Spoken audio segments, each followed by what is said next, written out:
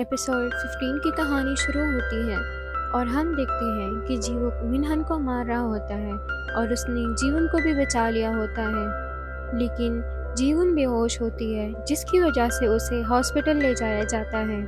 यहाँ हम मिस्टर ली और मिस कंग को भी देखते हैं। मिस्टर ली उसे कहता है कि अगर उसका हस्बैंड उसे तंग करे तो उसको सिर्फ मिस्टर ली को कॉल करनी है, बाकी सब वो संभाल लेगा।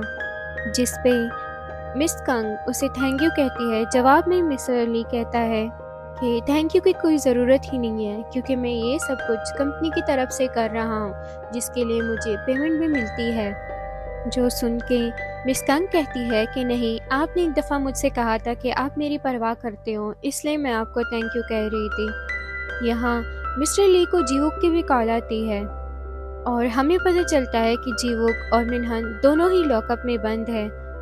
जीवुक मिस्टर ली से कहता है कि पुलिस स्टेशन आने से पहले वो हॉस्पिटल चला जाए जीवन को देखने के लिए, जिसके बाद मिस्टर ली ऐसा ही करते हैं और यहाँ मिस कंग भी उनके साथ चली जाती है।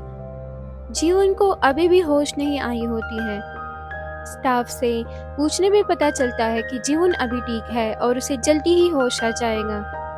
अब हम देखते हैं पुलिस स्टेशन को, जहाँ पे मिनहन जीवुक से कह रहा होता है कि मैं यहाँ से निकलने के बाद सबको बताऊंगा कि तुमने मुझे मारा है, जिससे तुम्हारा करियर ख़त्म हो जाएगा। इसके अलावा मैं तुझे एक मशवरा भी देना चाहता हूँ कि जीवन से दूर रहो। जिस तरह से उसने मेरी ज़िंदगी बर्बाद की है वैसे वो तुम्हारी भी कर देगी। जीवुक कहता है कि हमने तुम्हारी लाइफ बर्बाद नहीं की है और जो भी तुम्हारे साथ हो रहा है उसके लिए तुम खुद ही जिम्मेदार हो, तो अब अपनी गलतियों का इल्ज़ाम दूसरों पे मत लगाओ। मिनहन कहता है कि तुम मुझे कह रहे हो ये, पहले खुद को तो देख लो, तुमने किस तरह से मुझे मारा पीटा है और यही तुम्हारे मैनर्स है। और जीवन में ऐसा रखा ही क्या है सिवाय हड्डियों और स्किन की। जिस पे जीवुक कहता है कि तुम्हारे मैनर्स भी मैं देख चुका हूँ। अपनी सी कमज़ोर लड़की पे हाथ उठाया, उसे मारने की कोशिश की, और मैं कभी भी अपने पावर्स का गलत इस्तेमाल नहीं करता, लेकिन जब तुम जैसे लोग मेरे सामने होते हैं तो मुझे अपने पावर्स यूज़ करने में कोई भी शर्म नहीं आती। यहाँ पे मिस्टर ली भी पुलिस स्टेशन आ चुके थे, जिसने जीवुक की बेल करवा दी थी। जीवुक मिस्टर ली के साथ वहाँ से जा ही रहा होता है कि पीछे से मिनहन कहता है कि मैं भी तो उसी सेम कंपनी में काम करता हूँ, तो मेरी बेल क्यों नहीं हुई अभी तक, और चिल्लाता रह जाता है और ये दोनों वहाँ से चले जाते हैं। यहाँ मिस्टर ली जीवुक को बताता है कि मिनहन को नौकरी से निकाल दिया गया है। उसने कंपनी में लोन के लिए जो एप्लीकेशन दी थी उसको भी खारिज किया गया है। उसके अलावा मिनहन पे असॉल्ट का केस भी कर दिया गया है। मिस्टर ली जीवुक को ये भी बताता है कि जीवन को होश आ चुका था और वो ठीक भी थी, तो इस वजह से वो अपने घर चली गई है, जहाँ से जीवुक भी जीवन के घर चला जाता है। यहाँ पे वो मिस कंग से भी मिलता है जो कि जीवन के लिए खाना लाने के लिए जा रही होती है। जीवुक मिस कंग से कहता है कि आप थक चुकी हो तो आप जाके आराम कर लो और जीवन का ख्याल मैं रख लूँगा। जिसके बाद मिस कंग वहाँ से चली जाती है और जीवुक जैसे अंदर आता है तो वो देखता है कि जीवन सोफे पे डरी सहमी बैठी रहती है और वो रो रही होती है। जीवुक जब उसके पास जाता है तो जीवन उसे ज़ोर से हक करती है और ज़्यादा रोने लगती है। वो जीवुक से पूछने लगती है कि क्या वो ठीक है और मिनहन ने उससे ज़्यादा मारा तो नहीं और उसे कहीं चोट तो नहीं आई। जिस पे जीवुक कहता है कि वो बिल्कुल ठीक है और यहाँ वो जीवन को ये भी कहता है कि अगर वो सेफ है तो ये भी ठीक है। जिसके बाद जीवन पूरी रात जीवुक को हक करके सो जाती है। नेक्स्ट सीन में हमें सुमिन को दिखाया जाता है जो यूरा से मिलने आई होती है। यूरा उसे पूछने लगती है कि बताओ यहाँ किस काम से आना हुआ और तुम इस बात के लिए तो नहीं आई हो ना यहाँ पे कि मैं तुम्हारे हस्बैंड का ख्याल रख रही हूँ। सुमिन यहाँ पे यूरा को उसके और सुमिन के फादर के बीच हुई बातों का रिकॉर्ड सुनाती है, जहाँ पे यूरा और उसके फादर के बीच में जीवन को मारने की बात भी हुई थी। जिसके जवाब में यूरा कहती है कि तुम साबित क्या करना चाहती हो और तुम्हें तो खुश होना चाहिए कि मैं तुम्हारे हस्बैंड का ख्याल रख रही हूँ। लेकिन तुम क्या चाहती हो अभी ये ज़्यादा इम्पोर्टेंट है। जिस पे सुमिन कहती है कि तुमने जीवन को मारने की बात की थी और मिनहन ने मुझसे डाइवोर्स की भी बात की थी और मेरे फादर का फ़ोन भी स्विच ऑफ आ रहा है। तो अगर इन सब के पीछे तुम हो तो मैं तुम्हें बताना चाहती हूँ कि अगर मैं बर्बाद होंगी तो तुम सब लोगों को भी अपने साथ लेके ही बर्बाद कर दूंगी। और वो यहाँ से चली जाती है, जिसके बाद यूरा गुस्से में सोचने लगती है कि मिनहन और सुमिन का कुछ करना होगा। तभी उसके पास कॉल आती है जो मिनहन ने की होती है। यूरा को पता चलता है कि मिनहन पुलिस स्टेशन में है। मिनहन उससे कहता है कि वो उसकी बेल करवा दे, जिसके बाद हम मिनहन को यूरा के बॉडीगार्ड में से एक के साथ देखते हैं जो मिनहन से कहता है कि यूरा का ये आखिरी बार था तुम्हारी मदद करने का, इसके बाद तुम मुझसे उम्मीद नहीं रखना, क्योंकि जिस कंपनी में तुम काम करते हो वो काफ़ी बड़ी कंपनी है और उनके साथ हमें कोई मसला नहीं चाहिए। जिस पे मिनहन उससे कहता है कि वो उससे इस तरह से बात नहीं कर सकता, जिससे उसे गुस्सा आता है। वो मिनहन को एक पंच मार देता है। जवाब में मिनहन भी उसे एक पंच मारता है और कहता है कि तुम यूरा के लिए काम करते हो तो मुझ पे अपना हुक्म चलाने की कोशिश मत करो। मिनहन यूरा को कॉल करता है और उसको इसकी कंप्लेन करने लगता है। तो जवाब में यूरा कहती है कि उसमें इसकी कोई गलती नहीं है क्योंकि वो मेरी परवाह करता है। यूरा मिनहन को सुमिन का भी बता देती है, जो सुन के मिनहन हैरान हो जाता है। यूरा उसे ये भी बताती है कि सुमिन ने उसे ये भी कहा है कि अगर वो बर्बाद होगी तो वो इन सब को अपने साथ लेके बर्बाद होगी, जो सुन के मिनहन को बहुत ज़्यादा गुस्सा आता है। यूरा से बात करने के बाद मिनहन को कंपनी से भी कॉल आती है और उसे बताया जाता है कि उसे काम से निकाल दिया गया है। उसके बाद लोन के लिए भी उसे कॉल आती है कि उसके लोन के एप्लीकेशन को भी रिजेक्ट कर दिया गया है। जिसके बाद मिनहन को उसकी माँ की भी कॉल आती है और वो कहती है कि कंपनी की तरफ से यहाँ पे डॉक्यूमेंट्स भेज दिए गए हैं जिसमें लिखा है कि इन लोगों ने मिनहन को नौकरी से निकाल दिया है। मिनहन की माँ उस पर बहुत गुस्सा करती है और कहती है कि तुमने ऐसा क्या किया है जो तुम्हें नौकरी से ही निकाल दिया गया है। तभी मिनहन अपने घर पहुंच जाता है और वो देखता है कि लोन वाले उसे अपना लोन वसूल करने के लिए आए होते हैं। यहाँ मिनहन उनकी कॉल को इग्नोर कर रहा होता है, इसलिए ये सब उसके घर के सामने पहुंच गए होते हैं। वो लोग जैसे ही मिनहन को देखते हैं तो सब उसके पास आने लगते हैं और उसकी खूब पिटाई करते हैं। जिसके बाद मिनहन अपने घर के अंदर आता है और अपने जख्मों पे मरहम लगा के सुमिन के बैंक अकाउंट डिटेल्स भी चेक कर रहा था। इसके बाद वो सुमिन के अकाउंट का पासवर्ड भी हैक कर लेता है और उसे पता चलता है कि सुमिन के अकाउंट में बहुत सारे पैसे हैं। जिसके बाद मिनहन अपने कमरे की तलाशी भी लेने लगता है और उसे अलमारी में बहुत सारे पैसे भी मिलते हैं। तब जाके मिनहन को समझ आता है कि यूरा ने जो पैसे सुमिन को दिए थे उसके फादर को देने के लिए, उसमें से सुमिन ने भी कुछ पैसे चुरा लिए थे। सुमिन को दिखाया जाता है जो कि अब एक होटल में रहती है। यहाँ पे उसके पास जीवो की कॉल आती है, जिसे देख के वो हैरान हो जाती है। दूसरी तरफ मिस कंग हॉस्पिटल में होती है, जहाँ उसके हस्बैंड आके काफ़ी तमाशा करते हैं और उससे कहता है कि तुम मुझे डाइवोर्स नहीं दे सकती क्योंकि तुम्हारे पास कोई सबूत नहीं है मेरे खिलाफ। जिसके बाद वो मिस कंग को शीशे का टुकड़ा दिखा के डराने लगता है।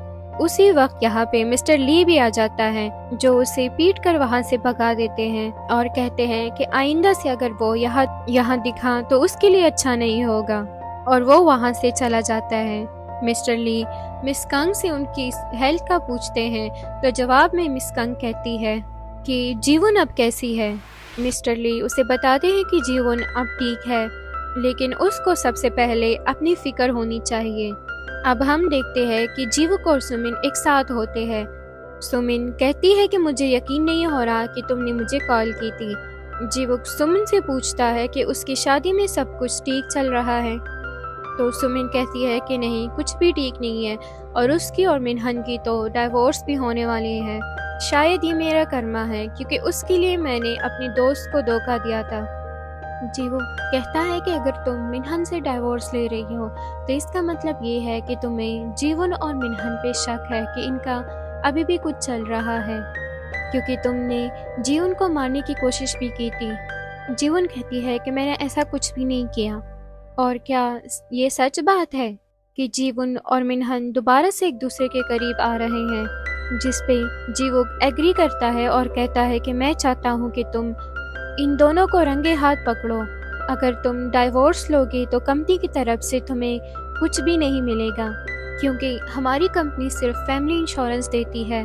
अगर डाइवोर्स में मिनहन की गलती होगी तो ही तुम्हें कंपनी की तरफ से पैसे मिलेंगे।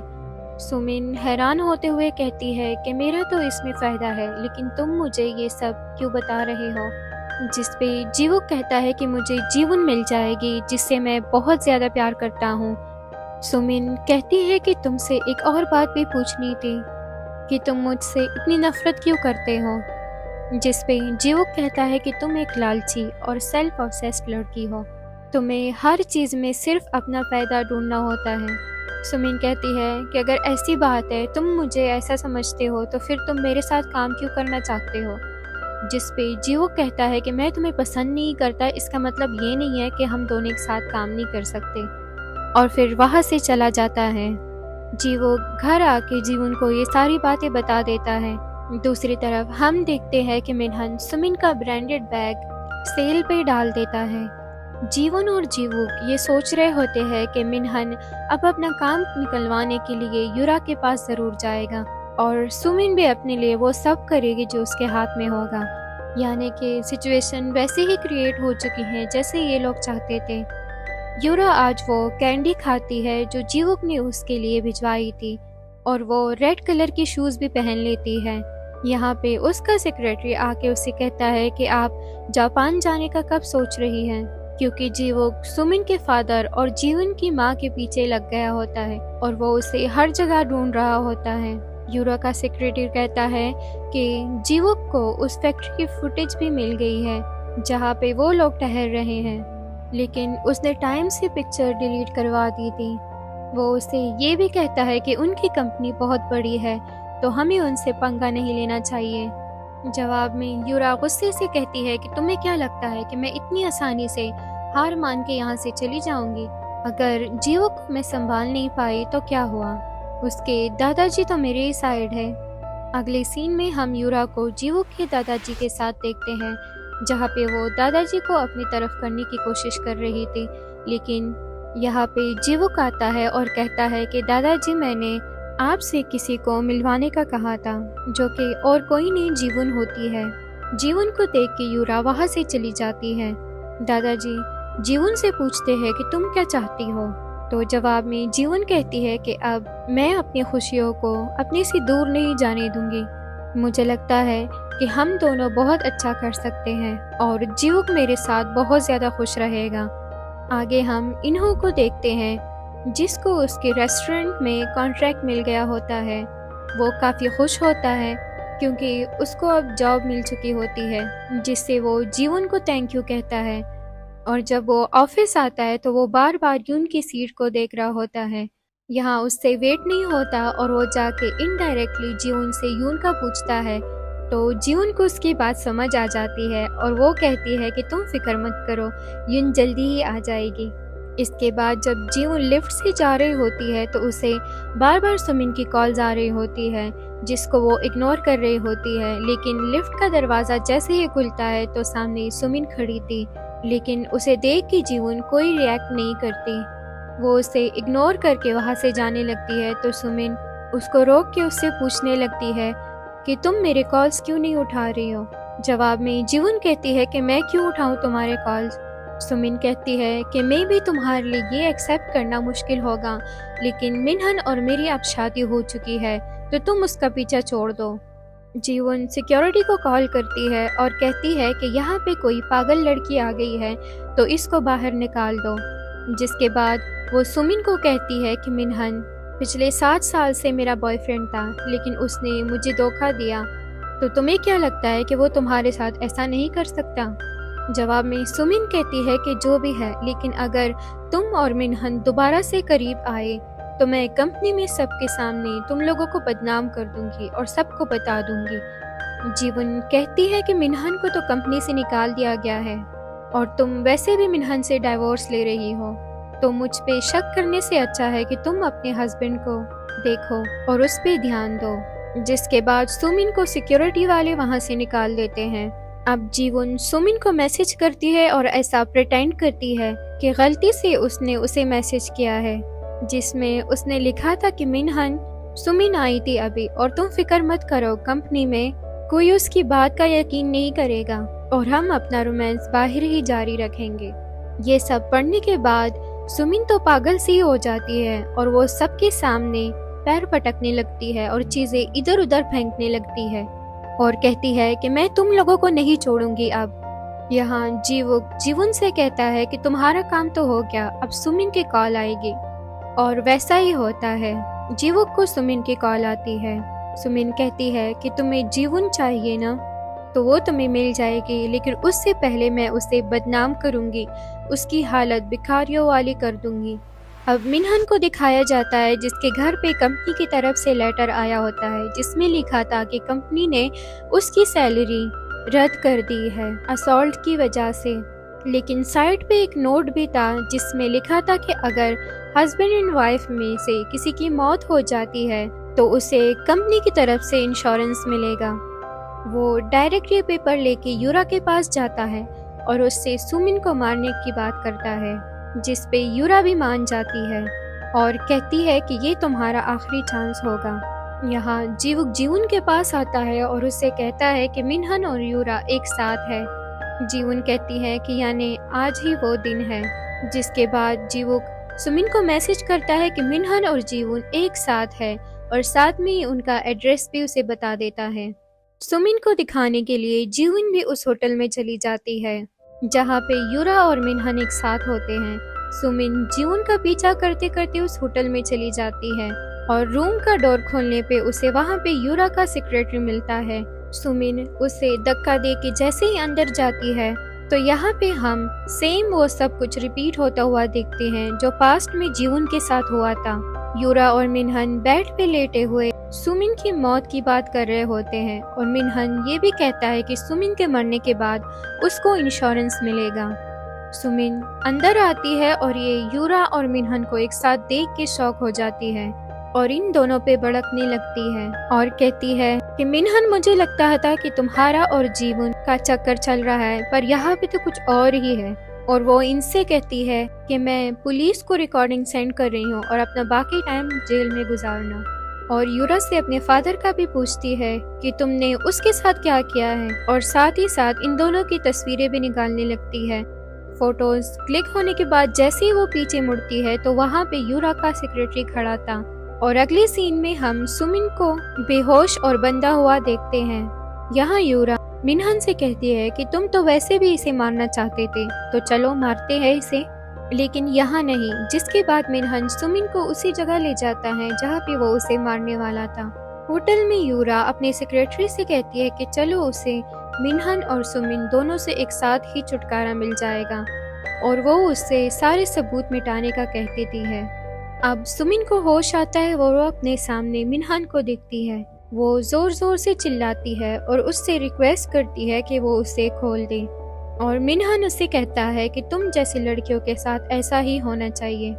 सुमिन अपने आप को बचाने के लिए मिनहन को लालच देने लगती है और मिनहन उसे उसी के अकाउंट का डेटा खोल के उसे कहता है कि क्या तुम इन पैसों की बात कर रही हो। सुमिन देखती है कि उसके अकाउंट में तो 0 पैसे थे और ये जानने के बाद सुमिन को और भी गुस्सा आता है और वो डरने भी लग जाती है। जिसके बाद मिनहन नीचे की तरफ आता है और गैस खोल देता है। वो इस मर्डर को एक्सीडेंट दिखाना चाहता था ताकि उसे कंपनी की तरफ से इंश्योरेंस मिले। जब मिनहन वापस ऊपर की तरफ आता है तो वो देखता है कि सुमिन ने खुद को छुड़ा लिया होता है।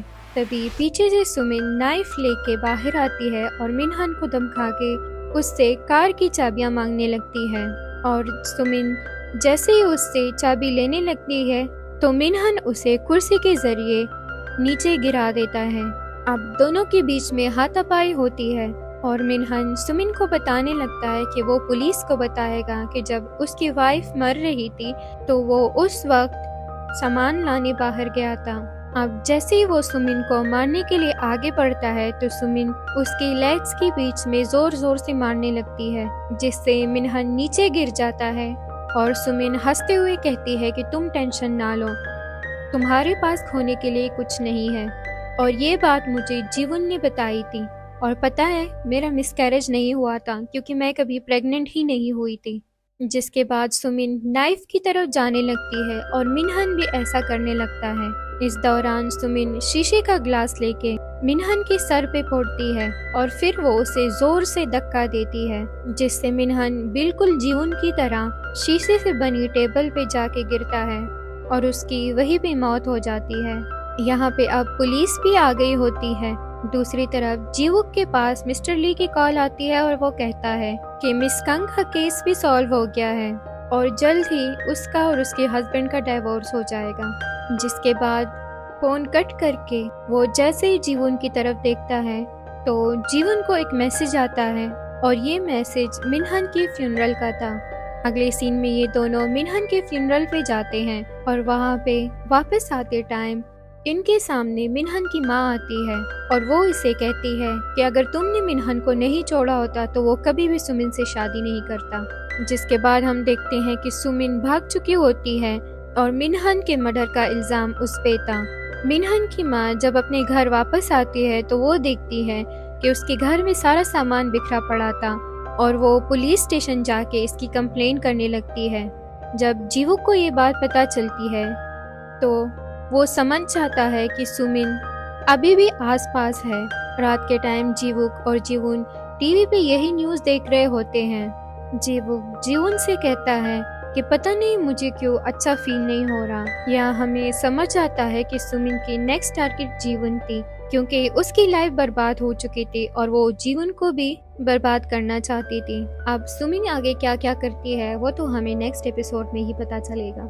तब तक के लिए अगर वीडियो पसंद आई हो तो please like share and subscribe to our channel, और मैं मिलती हूँ आपको नेक्स्ट एपिसोड के साथ। तब तक के लिए thank you so much for watching.